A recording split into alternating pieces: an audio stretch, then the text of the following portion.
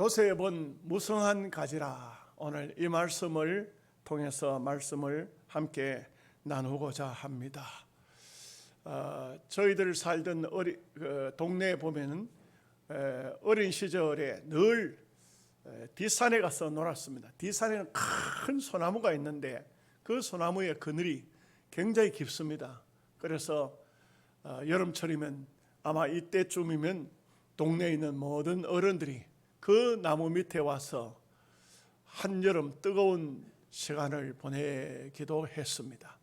사실 어느 동네든지 유서 깊은 동네에 들어가면 큰 나무들이 있습니다. 소위 정자나무, 이런 나무가 있습니다. 그 나무 밑에는 많은 사람들이 모여들어서 쉬게 되죠. 동네마다 보면은 거의 그런 나무들이 많이 있죠. 요셉을 가르칠 때에 요셉은 그런 큰 나무와 같이 그 밑에 많은 사람이 도움을 입을 수 있도록 됐다는 것을 성경은 이렇게 말씀하고 있습니다. 요셉은 무성한 가지 곧 샘 곁에 무성한 가지라. 그 가지가 담을 넘었도다. 담을 넘었다는 것은 무엇을 말합니까? 영역을 넘어섰다, 이런 뜻이기도 합니다. 우리가 요셉을 가만히 살펴보면 요셉은 정말 뛰어난 사람이라고 할 수 있습니다. 이 요셉은 애굽의 종으로 팔려갔지만 애굽을 구원하는 엄청난 하나님 앞에 역사의 쓰임을 받은 사람입니다. 애굽을 살려냈을 뿐만 아니고 애굽뿐만 아니라 그 주변에 있는 다 팔레스타인 지역에 살고 있던 사람들을 다 살려낸 것입니다. 그렇기 때문에 영적인 의미로 보면 거기 요셉 속에서는 예수 그리스도의 그림자가 보입니다. 예수 그리스도는 참 천하만국에 있는 많은 사람을 살려낸 것이죠.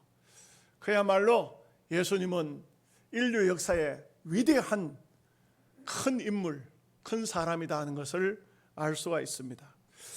여러분, 우리 교회는 대한예수교 장로회 이렇게 말합니다. 그런데 대한기독교 장로회가 있습니다. 소위 기장이라고 말을 합니다. 기독교 장로회 줄여가지고 기장.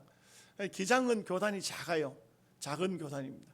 그런데 그 기장하고 우리하고는 조금 다른 면이 있어요. 그쪽은 거의 진보주의자들입니다. 목사님들이라도 진보입니다. 그런데 우리 합동 측은 보수주의죠. 보수주의이기 때문에 거의 말씀에서 잘 벗어난 삶을 안 삽니다. 이증표 목사님이 기장 측에 있는 목사님입니다. 그 목사님이 아주 재미있는 얘기를 해요. 자기는 신학교를 가는데 어떤 신학교를 가면 좋을까 보니까 대한신학교라고 있으니까 대한민국의 대한신학이 최고 신학교가 아니겠나, 어린 시절 그렇게 생각해서 대한신학교를 갔는데 말하자면 기장 교단이었고 소위 한신 측이었죠.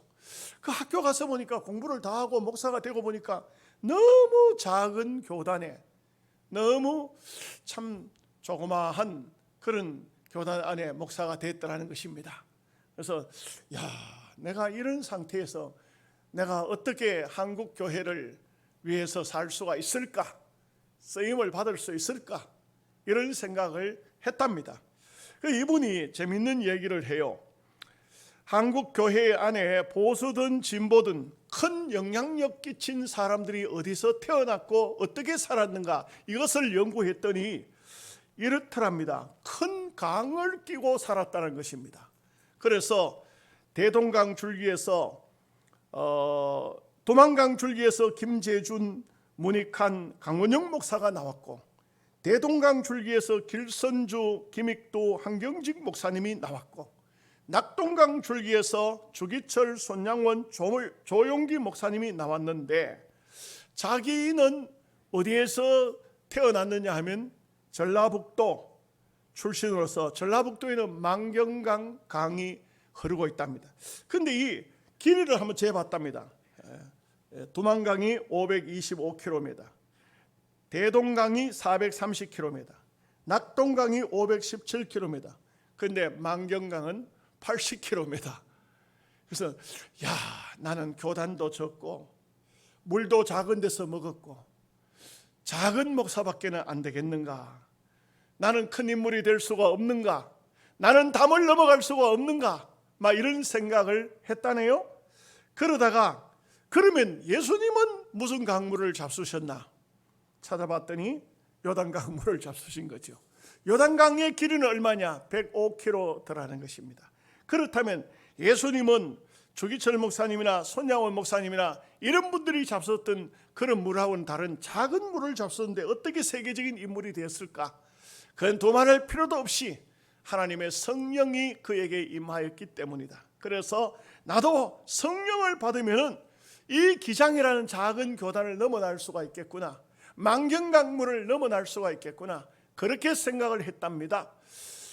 참 묘한 것이 그분이 한 번은 옥하는 목사님이 세운 사랑의 수양관에서 합동 측 목사님들만 그곳에 수련회를 하는데 강사로 오셨어요. 특이한 일이죠. 근데 이분이 이런 말씀을 합니다. 나는 기장에 살지만 한 번도 기장 목사라고 그 틀에 박혀서 살아본 적이 없습니다. 나는 항상 야곱의 축복, 요셉이 받은 담을 넘는 축복을 생각했습니다. 그렇기 때문에 하나님께서 나를 기장이라는 교단에 넘어서 합동 측에서도 부르고 감리교에서도 부르고 성결교에서도 부르고 저 미국에서도 부르고 유럽에서도 부르고 나를 부르더라 이거죠. 성령 받으면 담을 넘어간다, 이 말씀을 아주 의미 깊게 하셨어요. 그분이 재미있는 말씀도 하시더라고요. 어디에서 합동측 목사님들하고 함께 집회를 하는데 합동측 목사님은 전부 무슨 세상 얘기만 하고 나는 성경 얘기만 했다고, 내가 어떻게 진보 사람이고 어떻게 당신네들이 보수 사람이라고 말할 수 있겠느냐고. 그래서 우리가 웃은 적이 있습니다. 그렇습니다. 우리가 어떤 지역에서 어떻게 살았냐가 문제가 아니고 하나님의 성령이 우리에게 어떻게 역사했느냐에 따라서 어떻게 쓰임을 받을 것인가 하는 것이죠. 제가 책을 읽다 보니까 정말 세상 사람들 중에도 담을 넘는 축복을 받은 사람들이 더러 많이 있습니다. 임마누엘 칸트라는 사람은 독일의 철학자입니다. 이분은 유명하다는 말보다는 어떻게 보면 철학의 뿌리라고 할 수가 있습니다. 그분이 살았던 것은 퀘니 히스베르크라는 지역인데 조그마한 동네입니다. 근데 이분이 근대 계몽주의를 실현시킨 분이요, 또 계몽주의를 정점에다 올려놓은 독일의 관념 철학에 기반을 확립한 사람이라고 말합니다. 그 이분의 철학을 통해서 종교와 법이라는 책이 나왔고 이분의 철학을 통해서 많은 사람들이 영향을 받았는데 가장 큰 영향력을 받은 사람이 아마 우리가 알 수 있을 정도로 아리스토텔레스와 같은 그런 훌륭한 철학자, 그 다음에 르네 데카르트, 이름만 조금 공부를 한 분은 다 아는 이름이죠. 그 다음에 플라톤, 이 세계적인 철학자들입니다. 비록 작은 동네에서 철학을 했던 사람이지만 그분은 한 번도 세계로 나간 적이 없지만 그러나 그분의 영향력으로 말미암아 전 세계에 소위 철학하는 사람들이 그 사람을 통해서 영향력을 받았다는 것은 어떤 의미일까요? 담을 넘는 축복이라 이렇게 말을 할 수가 있습니다. 야곱은 나이가 많아지면서 세상을 떠날 날이 가까워졌을 때에 이 야곱에게는 정말 놀라운 것은 그때가 성령의 충만한 때였다는 것을 알 수가 있어요. 이게 참 아주 야곱은 생각해보면 생각할수록 젊은 날 참 파란만장한 삶을 살았는데 마지막 생을 떠나기 그 시점에 와서 얼마나 성령으로 충만했고 얼마나 그 영적으로 깊이 있는 삶을 살았는가, 아주 그 연구의 대상이기도 합니다. 야곱의 생의 끝자락은 그야말로 성령 충만하지 아니하고는 이 12명의 아들을 일일이 축복하는데 그 축복이 예언적 축복입니다. 그 예언적 축복대로 그대로 다 이루어져 가는 이런 하나님의 역사를 보면 마치 하나님께서 야곱아, 네가 말한 대로 내가 다 이루어 줄게, 네가 예언한 대로 내가 다 해줄게. 이게 거꾸로 말이죠. 거꾸로.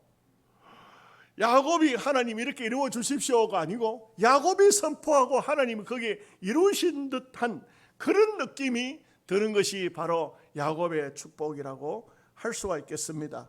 그래서 창세기 49장 1절 말씀을 보면 야곱이 그 아들들을 불러 이르되 너희는 모이라, 너희가 후일에 당할 일을 내가 너희에게 이르리라.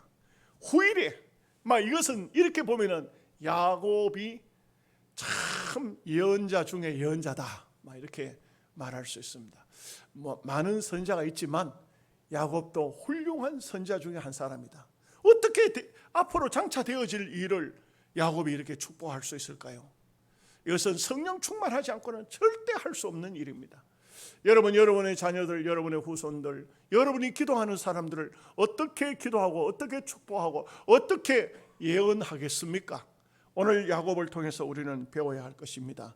많은 사람들이 안타깝게도 나이를 먹으면서 그만 신앙은 하나의 형식만 남고 껍데기만 남고 정말 알맹이는 어디 가버렸는지 그런 삶이 되는 사람들이 얼마나 많은지 모릅니다.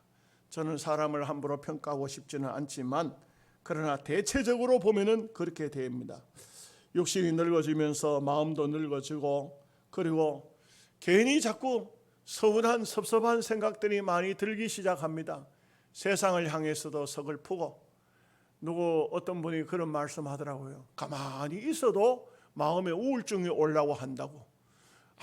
누가 건드릴 사람도 없고 누구 비방할 사람도 없고 아무 문제도 없고 환경이 나를 어렵게 하는 것도 아닌데도 괜히 자꾸 우울해지고 내 인생이 왜 이렇게 서글프나, 이렇게 돼가지고는 그만 마음속에 섭섭한 생각이 들기 시작하니까 원망과 불신이 늘어나게 되고 불평이 생기고 고집이 늘어나고, 그냥 누가 뭐라고 해도 그냥 한마디 말만 해도 그냥 아무리 좋은 소리를 해도 괜히 마음속에 참 섭섭한 생각, 이런 것들이 들어진다는 거죠.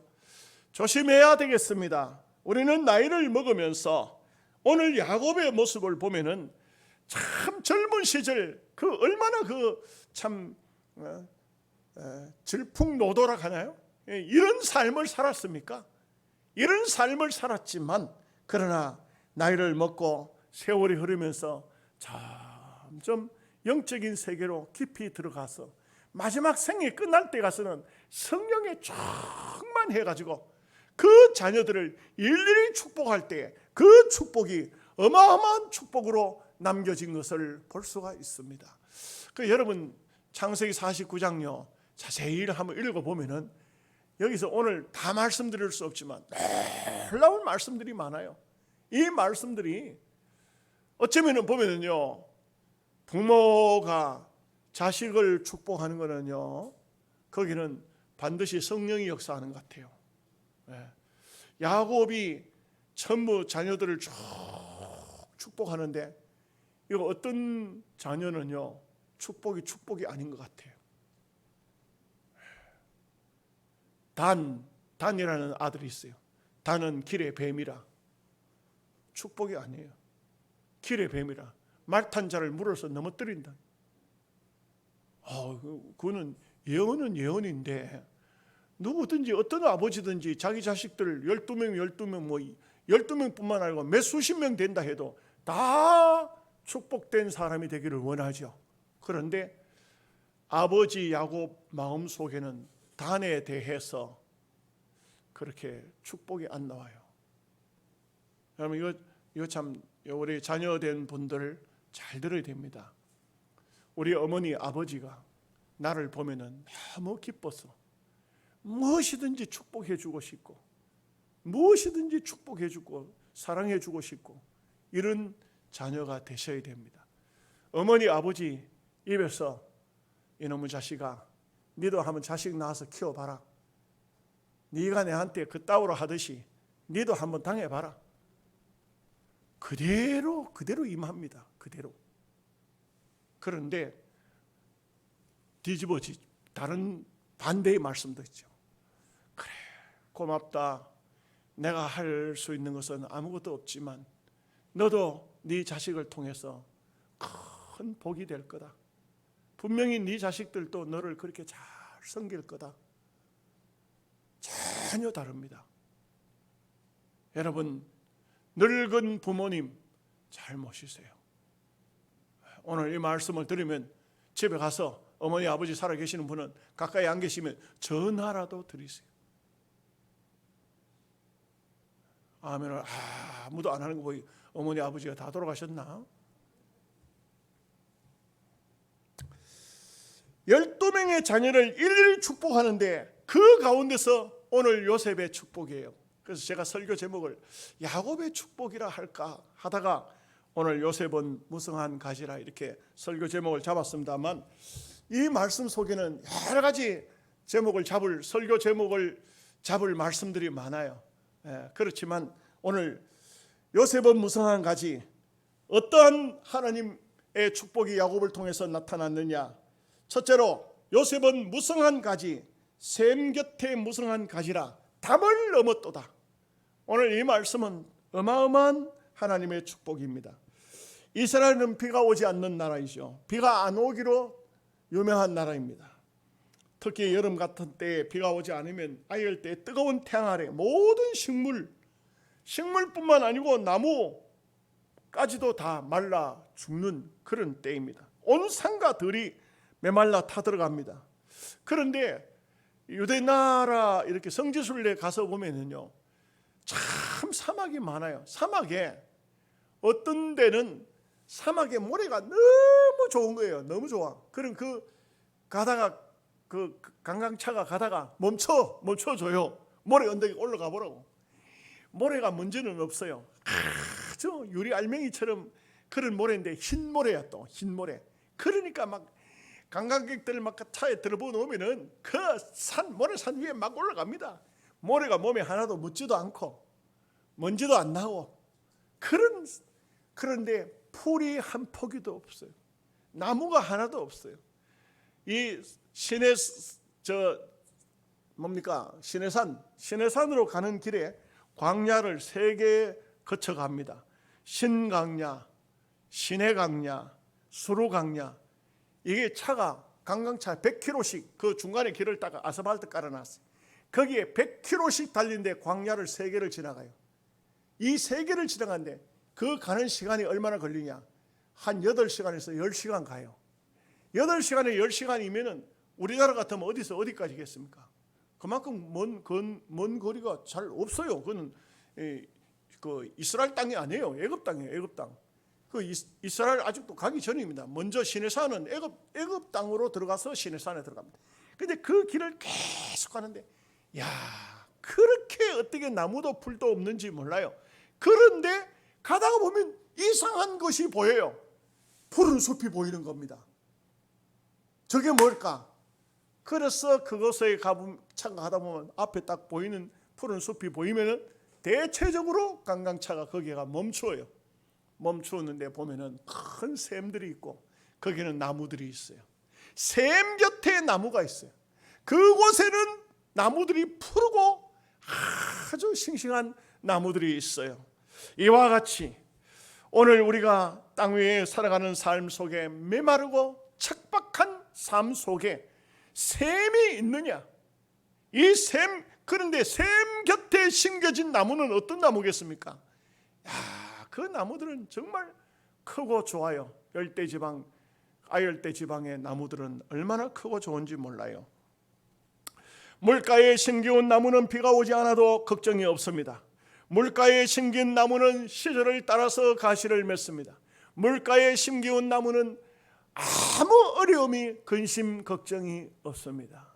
영적으로 오늘 하나님께서 야곱을 통해서 요셉에게 축복하기를, 너는 물가에 심긴 나무와 같은, 물가에 심겨진 나무다.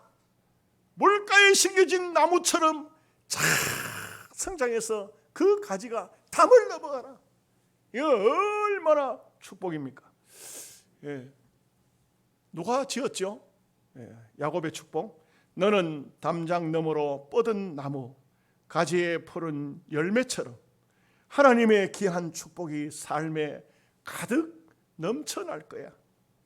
너는 어떤 시련이 와도 능히 이겨낼 강한 팔이 있어 전능하신 하나님께서 언제나 너와 함께 하시니 너는 하나님의 사람, 아름다운 하나님의 사람.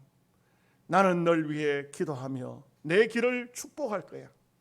너는 하나님의 선물, 사랑스러운 하나님의 열매, 주의 품에 꽃피운 나무가 되어주.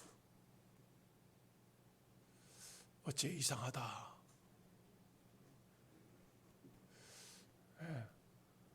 우리 외손녀가 주일날 예배 와서 한번 참석했어요. 집에 와서 같이 밥을 먹는데 할아버지 왜? 나는 설교를 듣는데 참 할아버지 설교가 잘 귀에 들어오고 재미가 있는데 왜 교인들은 이래가지고 있죠? 왜 교인들은 이래가지고 있죠? 나 할 말이 없어. 할 말이 없어. 참 담이라는 것은 경계 아닙니까? 그죠? 경계, 담. 그 담을 넘어간다. 근데 이게 나쁜 것이 넘어가면 안 됩니다. 축복이 넘어간다. 야, 참 오늘 여러분을 통해서 여러분의 복이 이웃집으로 막 넘어가야 돼요. 일로 넘어가고 이쪽으로 넘어가고 담을 막 경계선을 넘어가야 되는 겁니다. 이런 축복이라는 것은 어마어마한 축복입니다. 한계를 넘어가는 것을 말합니다. 하나님의 복은 한계를 넘어가야 됩니다. 인간이 만들어놓은 경계선, 담, 이것을 넘어 멀리 넘어가는 이 귀중한 축복, 얼마나 귀한 축복입니까? 참 이게 또 제 얘기를 해서 죄송합니다만 처제 집 아이들이 처제가 남편이 장로인데 딸만 서인데 그런데 가끔 보니까 지금은 아주 목사 사모도 돼 있고 또는 무슨 박사 대덕 연구단지 거기에 들어가 있고 시골에 농사지어요. 농사지는데 이 딸들이 전화가 와요. 해외에서 전화가 와. 이모 나 지금 어디 와 있어. 저 외국에 가서 전화가 와요. 내가 그런 전화 받는 옆에서 또 듣다가 참 그렇습니다. 그렇죠? 우리가 시골에 있다고 해서 자식들 못 키우라는 법이 어디 있습니까? 자식들만 잘 키워놓으면 담을 넘어가는 겁니다. 경계선 넘어가는 겁니다. 대한민국 넘어가는 겁니다. 세계로 뻗어나가는 겁니다. 저 세계 유럽, 구라파 막 온 사방을 내 집 앞마당처럼 뛰어다니는 겁니다. 얼마나 귀중한 축복입니까? 여러분들에게 담을 넘는 축복이 있으시기를 바랍니다. 여러분들은 쉽지가 않을 것 같아요. 여러분 자녀들에게 대체적으로 자녀들 후손들에게 담을 넘는 축복, 요셉의 축복이 참 담을 넘어 경계선을 넘어가는 이런 축복이 여러분들과 여러분들 자녀들에게도 넘어가서 전 세계를 뛰어다닐 수 있는 그런 은혜와 그런 축복이 있어야 할 것입니다. 두 번째로는 요셉은 무성한 가지라 이렇게 말씀하고 있습니다. 무성한 가지. 여러분 이런 꿈을 가져야 됩니다. 이런 꿈이 있어야 됩니다. 제가 스페인에 살고 계시는 정병승 목사님, 스페인 나스팔마스 순복음 교회더라고요. 거기 계시는 목사님이 과거에 한국에 계실 때에 상당히 어떤 위치에 있었는가 봅니다. 그런데 그분이 이런 얘기를 했어요. 박정희 대통령이 됐을 때의 이야기인데 너무나도 가난한 나라, 이 백성들에게 어떻게 빵을 먹일 수 있고 어떻게 이 백성들을 좀 더 잘 사람답게 살 수가 있게 할까, 이걸 굉장히 고민을 많이 하시더라는 것입니다. 그래가지고는 이 박정희 대통령이 한 번은 자기 밑에 있는 강요들 중에서 몇 사람을 뽑더니 너희들 잘 사는 나라를 전부 순방을 하고 와서 내게 보고서를 내라 이렇게 하더랍니다.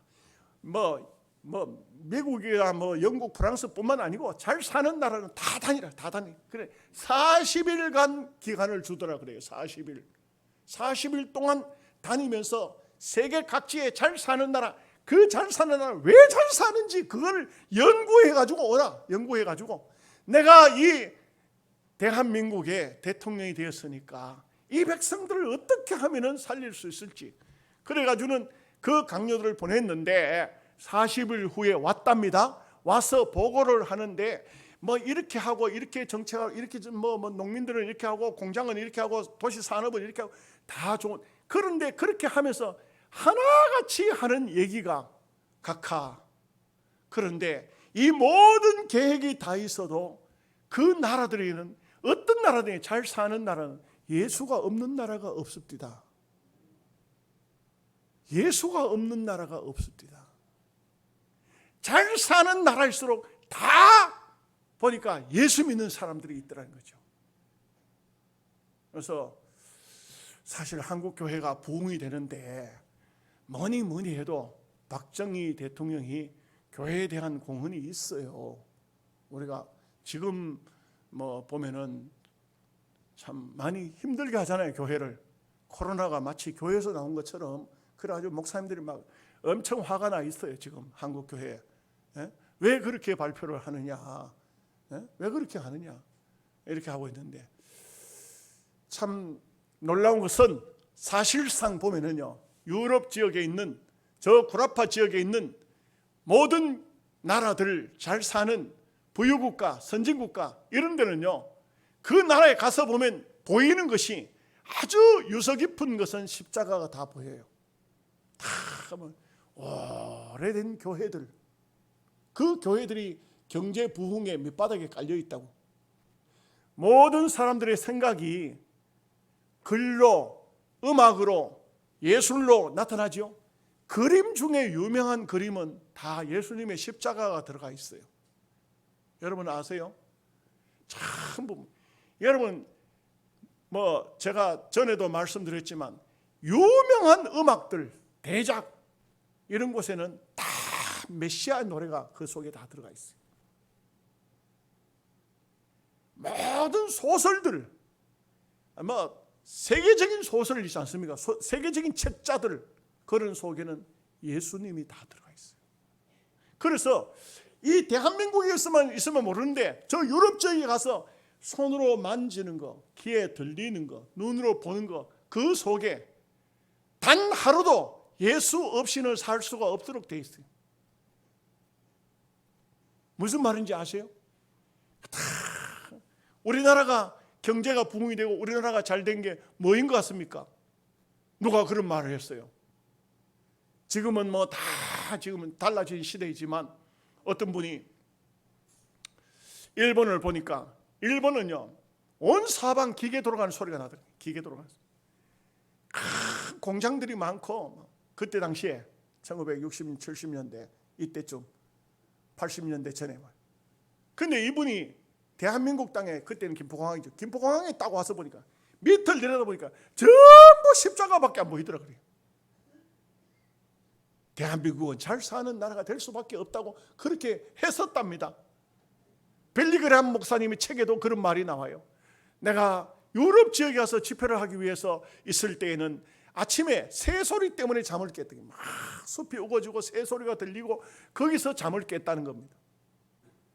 일본에 왔더니만 일본에서는 기계 소리 때문에 시끄러워서 잠을 깼답니다.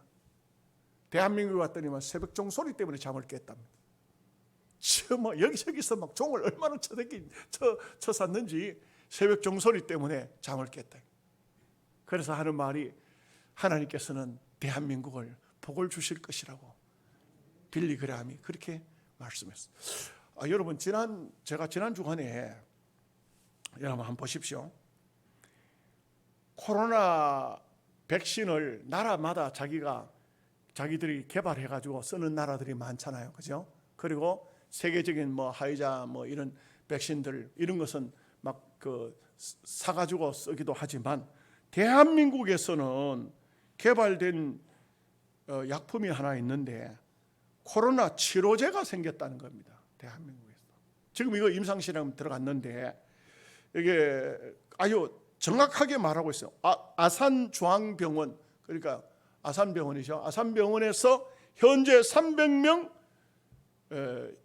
그 실험에 들어갔어요. 그리고 대한민국이 너무나 어려우니까 루마니아에서 임상 실험 하는데, 지금 루마니아에서 이 임상 실험이 끝나면은 이제는 참 놀라운 역사를 일으켜요. 그런데 이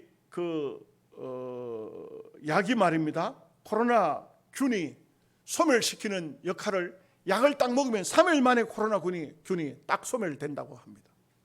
그런데 지금 현재 10만 명분을 지금 가동을 시키고 있답니다.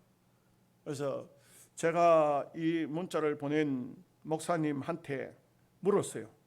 이 약 이름이 호이스타정이라는 건데, 앞으로 주사 맞지 않고 먹기만 해도 이거 다 코로나가 물러가고 예방도 되고, 우리나라에 현재 한 3만 명 환자가 있대요. 그러니까 이 글을 보낸 목사님이 자기 그 박사님을 통해서 얘기를 듣고 글을 보냈는데, 내가 이분한테 질문을 했어요.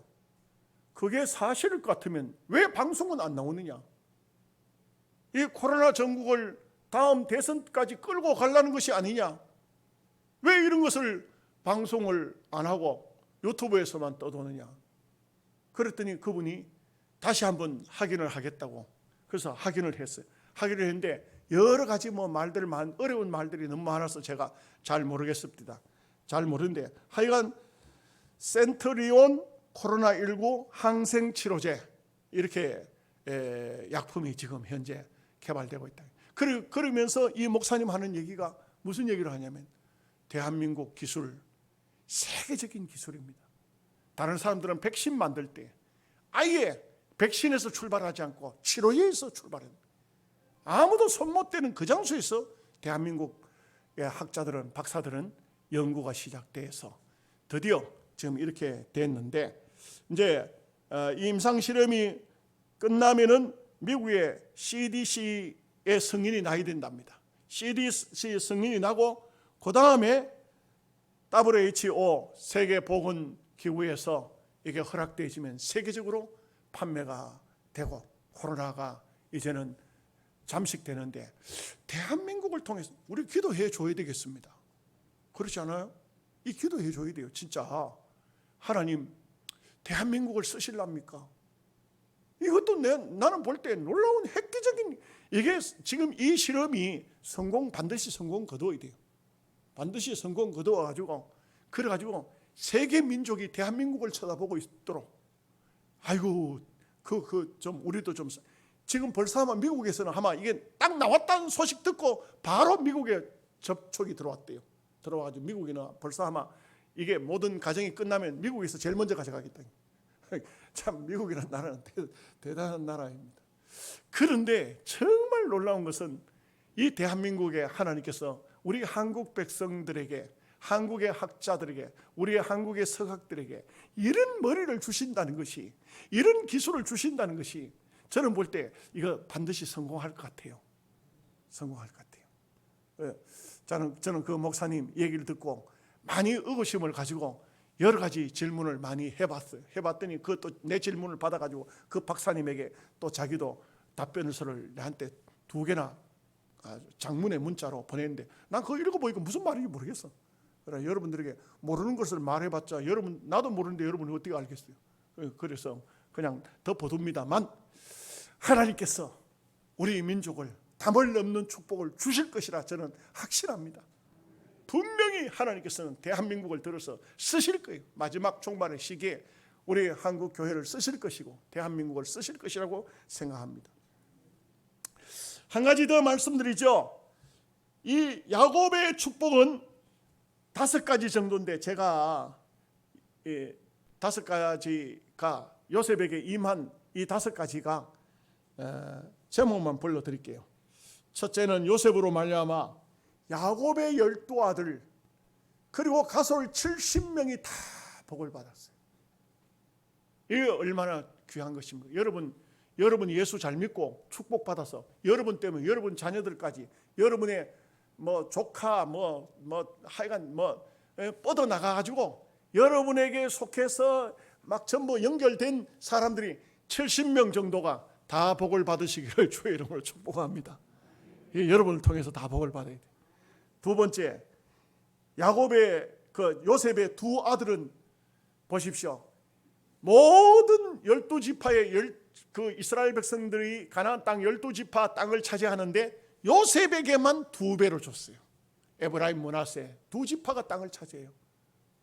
이것은 뭘 말합니까? 나중에 보면요, 앞에 말씀드린 것처럼 단 지파는 없어져 버려요. 단 지파는 없어요. 웃기는 얘기지만 단 지파는 이스라엘 북쪽에 살았거든요. 그 살다가 사사기서에 보면 더 좋은 땅 찾아가지고 가나안 땅보다 더 좋은 땅 찾아가자고 자꾸 북쪽으로 넘어가요. 북쪽으로 넘어가면 어디가 오는지 아십니까? 실크로드, 중국에서 계속 자꾸 넘어오다가 대한민국 강화도까지 와서 우리가 단 자손이래. 근데 상당히 일리는 있는 것 같아요.